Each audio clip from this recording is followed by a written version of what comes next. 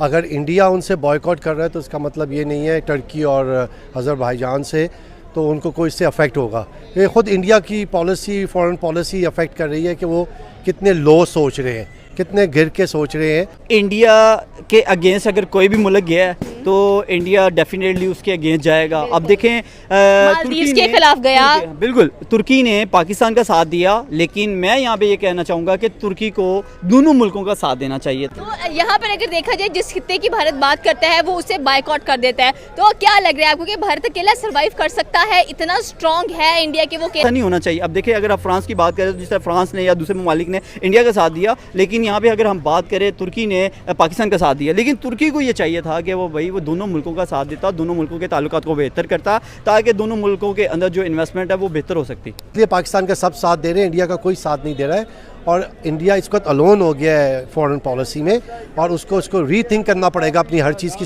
Thinking को rethink करना पड़ेगा, वरना वो बहुत नुकसान उठाएंगे फ्यूचर में। हमारी है जो हमारा है उसको हमारा ही रहना चाहिए, वो किसी और का कैसे हो जाए। बिल्कुल इसी तरह से, इस तरह टर्की कह लेंगे पाकिस्तान की मदद कर दी, ड्रोन्स भेज दिए पाकिस्तान के लिए, लेकिन उन्होंने इंडिया के लिए कुछ नहीं किया, तो इंडिया बड़ा खफा नजर आ रहा है और बार बार एक ही ट्रेंड चल रहा है कि बायकॉट टर्की, बायकॉट टर्की। और इंडिया की 1.5 बिलियन की आबादी है, तो नुकसान तो काफ़ी हो जाएगा टर्की को इससे। ज़ाहिर बात है, देखिए जो हमारा है वो हमारा ही है। बात तो सिर्फ करने का पर्पज़ ये है कि ये अगर तुर्की को सोचना चाहिए था कि भाई इतनी बड़ी आबादी वाले मुल्क को आप बायकॉट कर रहे हो और आप जाके पाकिस्तान का साथ दे रहे हो। मैं कहता हूँ कि आपको दोनों मुल्कों का साथ देना चाहिए था, दोनों मुल्कों को एक बराबर सतह पर बिठाता। बिल्कुल जी, बरादराना ताल्लुकात होने चाहिए। दुनिया दोनों मुल्कों के साथ ताल्लुकात को बेहतर करना चाहिए, ना कि सिर्फ किसी एक ही तरफ सपोर्ट करते हुए दोनों। मैं कहता हूँ कि ऐसा नहीं होना चाहिए। अब देखिए अगर आप फ्रांस की बात करें तो जिस तरह फ्रांस ने या दूसरे ममालिक ने इंडिया का साथ दिया, लेकिन यहाँ पे अगर हम बात करें तुर्की ने पाकिस्तान का साथ दिया, लेकिन तुर्की को ये चाहिए था कि वो दोनों मुल्कों का साथ देता, दोनों मुल्कों के ताल्लुकात को बेहतर करता, ताकि दोनों मुल्कों के अंदर जो इन्वेस्टमेंट है वो बेहतर हो सकती। बिल्कुल आपकी बात ये कि इन्वेस्टमेंट तो डेफिनेटली सही होती है, दिखाई भी देनी चाहिए हम लोगों को, क्योंकि पहले मालदीव्स के साथ बायकॉट हुआ, फिर बांग्लादेश के साथ हो गया, अब टर्की के साथ हो रहा है, फिर अज़रबैजान के साथ हो जाएगा। तो इंडिया अपने नेबर्स के साथ अच्छी फॉरेन पॉलिसी डेवलप करे, गुस्सा अपनी जगह लेकिन बिजनेस माइंड होना चाहिए। बिल्कुल डेफिनेटली आपने कहा कि इंडिया को अपने जितने भी जो पड़ोसी मुल्क है उनके साथ अपने ताल्लुकात को बेहतर करने की ज़रूरत है, ना सिर्फ पाकिस्तान बल्कि हम तो ये चाहते हैं कि पाकिस्तान के साथ भी होने चाहिए। लेकिन आपको पता है कि जो इस टाइम चल रहा है, आपने बात की कि मालदीव हो या दूसरी कंट्रीज़ हो, उनके जो ताल्लुकात अगर इसी तरह इंडिया के उनके साथ अच्छे नहीं होंगे, दूसरे ममालिक के साथ अच्छे नहीं होंगे, तो हर कोई इंडिया का बायकॉट करता दिखाई देगा। अभी रिसेंटली अगर बात करें, अमेरिका ने भी इंडिया पर बहुत सारी सैंक्शंस लगाने का सोचा है, या उन्होंने सारे टैरिफ्स हटा दिए हैं यूएसए से। ऐसे ही है, मैं वही बात करने जा रहा हूँ कि इन दोनों हर मुल्क के अंदर जो है ना, इंडिया हर किसी के साथ पंगा लेने की कोशिश कर रहा है, और मैं नहीं चाहूँगा कि यार इस तरह का होना चाहिए। दोनों मुल्कों के ताल्लुकात बेहतर होने चाहिए। इंडिया को ये सोचना चाहिए कि बाकी मुल्कों के साथ बना के रखे, अपनी फॉरेन पॉलिसी को बेहतर करे, क्योंकि रिसेंटली हमने ये भी सुना था कि जनाब जो उनके फॉरेन मिनिस्टर है उसने पाकिस्तान के लोगों को या पाकिस्तानियों को जो है वो ये खबर जो है वो दी है कि हम यहाँ से जहाज़ उड़ाने लगे हैं जो राफेल हैं, तो वो उनके फॉरेन मिनिस्टर की वजह से जो है वो उनके क्रैश हुए। ऐसा कुछ नहीं हुआ। ये टर्की ने हमारी मदद करी, इसलिए कि मुसलमान मुल्क को मुसलमान मुल्क की मदद करनी चाहिए। अगर इंडिया उनसे बॉयकॉट कर रहा है तो इसका मतलब ये नहीं है टर्की और अज़रबैजान से तो उनको कोई इससे अफेक्ट होगा। ये ख़ुद इंडिया की पॉलिसी, फॉरेन पॉलिसी अफेक्ट कर रही है कि वो कितने लो सोच रहे हैं, कितने गिर के सोच रहे हैं कि उनको भी तो इज़राइल ने मदद की है, तो क्या बाकी यूरोपियन मुल्कों ने इज़राइल का वो बॉयकॉट कर दिया है या उसको छोड़ दिया है? तो पाकिस्तान हर मुसलमान मुल्कों को एक दूसरे की आपस में हेल्प करनी चाहिए जब वो ट्रबल में हो। बिल्कुल सर, आपकी बात ये है कि ट्रबल में हेल्प तो करनी चाहिए, but the point is that here, यहाँ पर फिर वही बात आती है कि इंडिया बार बार यही कह रहा है कि मुश्किल वक्त के अंदर जब हम टर्की के साथ खड़े हो तो टर्की हमारा भी तो साथ दे सकता था। आपकी बात सही है, लेकिन उन्होंने जो है मुसलमान मुल्कों, हमारी भी टर्की से बहुत अच्छे रिलेशन है, तो उन्होंने ये प्रेफर किया कि एक मुसलमान भाई का साथ दें, और टर्की को इस बात पे जो है खराज तहसीन पेश करना चाहिए कि उन्होंने इसके परवाह किए बगैर कि उनकी बिज़नेस पे क्या अफेक्ट होगा, उसने मुसलमान मुल्क का साथ दिया, दोस्त मुल्क का साथ दिया। इंडिया के अगेंस्ट अगर कोई भी मुल्क गया है तो इंडिया डेफिनेटली उसके अगेंस्ट जाएगा। अब देखें मालदीव्स के खिलाफ गया, बिल्कुल तुर्की ने पाकिस्तान का साथ दिया, लेकिन मैं यहाँ पे ये कहना चाहूँगा कि तुर्की को दोनों मुल्कों का साथ देना चाहिए था। दोनों मुल्कों के जो मामला थे उसको ठंडा करता और कंट्रोवर्सी के मामला, जो दोनों मुल्कों के अंदर जो भड़की हुई आग थी उसको ठंडा करने की कोशिश करता, ना कि वो सिर्फ किसी एक साइड पे होता।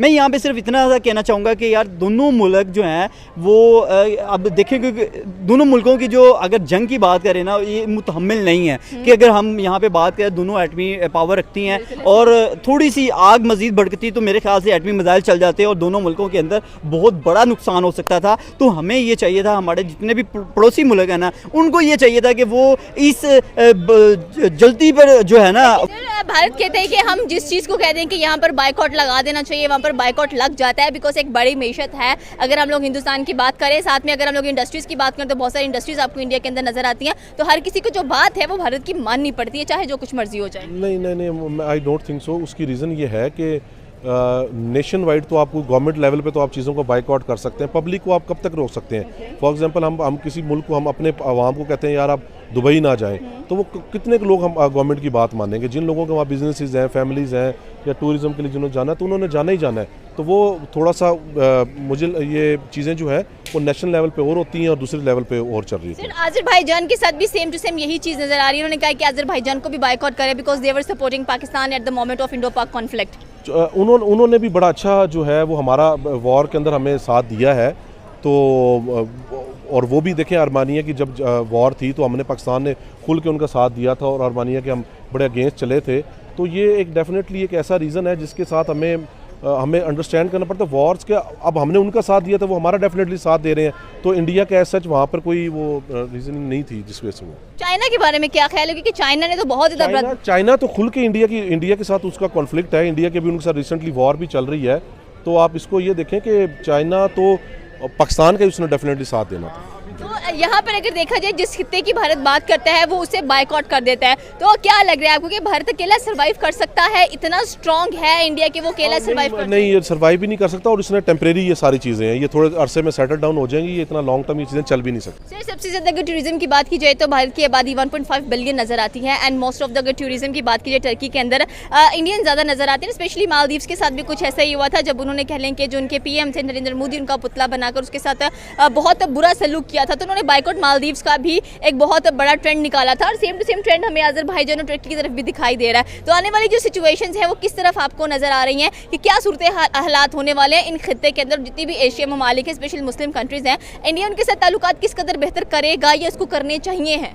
देखें, इस वॉर के अंदर किसी ने भी इंडिया का साथ नहीं दिया। जितने भी यूरोपियन मुल्क हैं, यूनाइटेड स्टेट्स हैं और या हमारे जो मुसलमान मुल्क हैं, जो खलीज के लोग हैं, उन्होंने किसी भी उसका साथ नहीं दिया। इसका मतलब है कि इंडिया की जो पॉलिसीज़ थी, जो थिंकिंग थी, वो टोटली रॉन्ग थी। तो इसलिए पाकिस्तान ने जो है वो अब जो भी काम उनके साथ अटैक किया हो गया, बिल्कुल सही किया, राइट किया है उन्होंने। तो इसलिए पाकिस्तान का सब साथ दे रहे हैं, इंडिया का कोई साथ नहीं दे रहा है और इंडिया इस वक्त अलोन हो गया है फॉरेन पॉलिसी में और उसको रीथिंक करना पड़ेगा, अपनी हर चीज़ की थिंकिंग को रीथिंक करना पड़ेगा, वरना वो बहुत नुकसान उठाएंगे फ्यूचर में। इंडिया बहुत बड़ी इकॉनमी है, हम सुनते भी आ रहे हैं कि 3rd लार्जेस्ट इकॉनमी इंडिया बन चुका है आफ्टर कह लें कि US एंड जापान हम लोगों को नज़र आते हैं। तो इतनी बड़ी एक जो मार्केट थी, इतना बड़ा एक जो मुल्क था, इतनी बड़ी आबादी के साथ वो मुल्क था, उसके अगर हम लोग डिफेंस सिस्टम की भी बात करें, एक चीज़ की भी बात करें, तो आई थिंक सो कि इनकी सोच भी बहुत ज़्यादा बड़ी ही दिखाई देती थी इंडियंस की, कि इनकी सोच वाइज भी काफ़ी ज़्यादा ब्रॉडर लेवल पर इंडिया हमें नज़र आता है। उनकी जो इकॉनमी ज़रूर बढ़ी है, लेकिन हमारे जो मज़हब के लिहाज से जब हमारा फ़ौजी लड़ता है तो उसका काम ये होता है कि उसको तो शहादत चाहिए, सबसे बड़ा मर्तबा है हमारे मुसलमानों में।